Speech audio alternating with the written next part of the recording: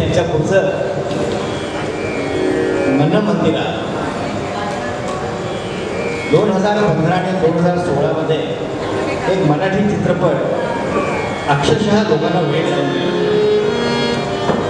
अतिशय जुन्या काळी एक नाटक कटार काळजात घुसले, लोकांना वेळ लावून गेलं. त्याच नाटकावर आधारित हा इतक्या वर्षांनी आलेला हा चित्रपट मराठी चित्रपट सृष्टीत अगदी अजरामर झाला.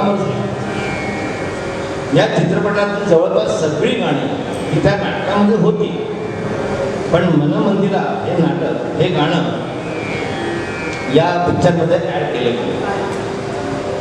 ते मंदार चोळकर यांनी लिहिलंय आणि शंकर एहसान लॉय या त्रिपुटाने ते स्वरबद्ध केले आणि चित्रपटात गायलं आहे शंकर महादेवन यांनी आणि त्यांच्यावरती ते चित्रितही झालं.